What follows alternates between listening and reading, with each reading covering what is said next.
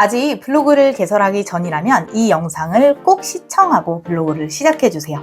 여러분들 그냥 시작하는 것보다 카테고리 설정하고 시작하는 게 여러분들 매출에 크게 도움이 됩니다. 대부분 많은 분들이 블로그를 시작하기 전에 완벽한 세팅을 끝내고 시작해야지 라고 생각하시는데 카테고리만 설정 잘하셔도 반 이상은 성공한 거나 마찬가지입니다. 블로그를 시작할 때 제일 어려운 점은 무엇부터 써야 하는지, 어떻게 써야 하는지 모르기 때문에 그런데요. 카테고리를 설정하면 주제가 확실하게 더 세밀하게 잡히기 때문에 글을 쓰는 법이 한때는 더 쉬워집니다. 그래서 제가 6년 동안 블로그를 운영하면서 설정했던 블로그 설정 방법, 그리고 가장 매출에 영향을 주었던 카테고리 설정 방법을 오늘 모두 알려드리도록 하겠습니다. 우리가 블로그를 하는 이유는 크게 두 가지로 나뉩니다. 첫 번째는 수익화 블로그, 두 번째는 사업을 홍보하기 위한 브랜딩 블로그로 나눠집니다. 특히 사업을 홍보하기 위해 브랜딩 블로그를 만들 때는 우리의 목적이 무엇인지를 다시 한번 생각하셔야 돼요. 우리의 목적은 우리 블로그에 조회수가 많이 나오는 것도 중요하지만 그거보다 더 중요한 거는 고객의 진짜 문의가 오는 게 정말 중요합니다. 업체 홍보, 학원 홍보, 강의 홍보를 통해서 학생들이 진짜 나에게 배우고 싶게끔 만드는 게 중요한데요. 그러면 이때 홍보글만 잔뜩 올려서 블로그를 키우려고 하시는 분들 계시는데 그러면 절대 안 됩니다. 왜냐하면 네이버는 우리가 무료로 광고를 하는 것을 좋아하지 않아요. 그래서 홍보글만 올렸을 때는 네이버가 상위 노출을 잘 시켜주지 않습니다. 추가로 글을 읽는 사람들도 홍보의 색깔이 짙어지면 짙어질수록 글의 신뢰도가 떨어져서 문의를 주지 않는 경우가 훨씬 더 많습니다. 그래서 우리가 블로그를 운영하는 전략은 무료로 블로그를 통해 우리 가게를 홍보하면서 상위 노출도 잘 되면서 홍보된 글을 보고 진짜 수업 문의가 오게끔 만드는 게 중요한데요. 그렇게 하기 위해서는 카테고리 전략이 필요한데요. 세 가지를 꼭 기억해 주셔야 됩니다. 그 세 가지는 바로 공, 정, 후입니다. 홍보, 정보, 후기입니다. 첫 번째 카테고리를 설정할 때는 다양하게 만들지 않으셔도 되고 이 세 가지만 설정하셔도 매출에 영향을 주게 됩니다. 자, 홍보는요, 말 그대로 내 학원, 내 업체를 홍보하는 카테고리를 말합니다. 수업 모집, 공지, 수업 안내, 수업료 등의 내용이 들어갈 수 있겠죠. 그리고 정보글은요, 아까 이야기했던 것처럼 네이버랑 고객은 내가 홍보만 하는 것을 좋아하지 않기 때문에 내 블로그를 키우기 위해서는 정보글을 많이 써줘야 됩니다. 그 정보글을 모아놓은 카테고리가 정보글입니다.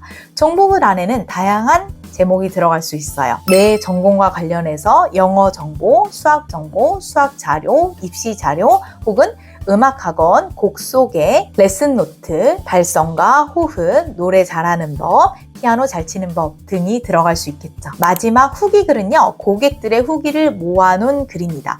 블로그는 홈페이지처럼 사이트, 구매 사이트처럼 후기 글을 모아놓을 수 없기 때문에 우리가 카테고리로 후기 글을 모아놓으셔야 됩니다. 그래서 후기 글에는 수업 후기, 레슨생 이야기, 학원 이야기, 연주회 후기, 수상 경력 등이 있을 수 있겠죠. 그럼 첫 번째, 홍보 카테고리는 어떻게 설정하면 좋을까요? 먼저 홍보 카테고리는 딱 한 개만 설정한다를 기억해 주세요. 홍보 카테고리를 내 학원 홍보를 위해서 중구난방하게 할 필요가 없습니다. 학원생들이, 예비 원생들이 딱 들어가서 필요한 정보만 얻게끔 모아주시면 되는데요. 홍보 글은 홍보라고 적지 마시고 카테고리를 수업 모집, 공지 등으로 보자마자 여기에 어떤 글들이 모여져 있구나를 알게끔 명확하게 해주시는 게 중요합니다. 간혹 가다가 조금 더 멋지게 보이기 위해서 나성쌤의 음악 이야기, 나성쌤의 음악 소식으로 하면 사람들은 여기서 뭘 얘기하는지 알 수가 없습니다. 그래서 학원을 운영하시는 분들은 수업 모집, 업체를 운영하시는 분들은 상담 문의 이런 식으로 명확하게 카테고리를 설정해 주시는 게 중요합니다. 두 번째는 진짜 중요한 정보 카테고리입니다. 정보 카테고리는 사실 정답이 없습니다. 여러분들이 쓰고 싶은 정보들을 모두 카테고리로 나눠주시면 되는데요. 근데 여기서 중요한 거는 우리가 카테고리를 설정하는 이유는 읽는 사람이 보기 편하게, 읽는 사람이 이거와 연관된 글 계속해서 읽게끔 만드는 데 목적이 있습니다. 그런데 내가 보기 편하라고 혹은 나의 감성에 맞게 나만 아는 카테고리를 만들어 주시면 안 돼요. 저 같은 경우 성악학원을 운영할 때 호흡과 발성, 뮤지컬 성악곡 소개, 입시 자료, 딕션, 레슨 노트 이런 식으로 학생들이 원하는 정보를 쉽게 찾을 수 있도록 카테고리를 분류했습니다. 정보 카테고리는 여러 개로 하셔도 상관없지만 학생들이 보기 편한 자료를 어떻게 모아놓을까라는 것부터 고민하면서 설정해 주시면 됩니다. 마지막으로 후기입니다. 후기의 핵심은 모이는 것입니다. 후기를요, 더 세세하게 한다고 입시 반 후기, 취미 반 후기 모집하는 걸 나누지 말고 딱 하나의 카테고리에 모아주세요. 이 카테고리를 모아야 되는 이유는 사람들은 후기가 많은 업체를 선택하게 됩니다.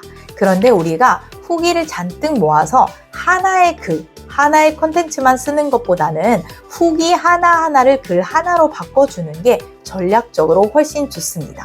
근데 모인 후기들을 학생들이 보게 하려면 카테고리 하나 안에 후기들을 모아줘야겠죠. 그래야지 글을 읽은 다음 아래쪽 스크롤을 내렸을 때 이 카테고리에 들어간 다른 글을 추천해 줍니다.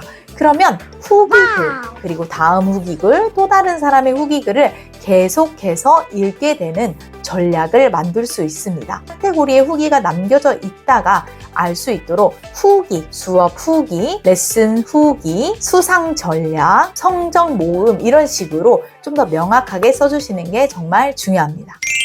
자, 여러분들이 이제 홍정후 카테고리를 설정하셨다면 홍보에 맞는 글, 정보성에 맞는 글, 그리고 후기 글을 꼼꼼히 작성해 주시면 됩니다. 그럼 사람들은 검색을 통해서 필요한 정보를 정보성 글을 통해서 우리 블로그로 들어오게 되고 정보를 접하다 보면 이 학원에서 배워보고 싶은데 하면서 후기를 확인하게 됩니다. 그 다음에 후기를 보다 보면 어떻게 하면 수업을 문의할 수 있지? 수업료가 어떻게 되지? 수업 스케줄이 어떻게 되지를 홍보, 공지 글을 통해서 확인하게 되는 거죠. 이런 시스템을 통해서 수업 문의가 훨씬 많이 오는 경험을 꼭 해보시길 바랍니다.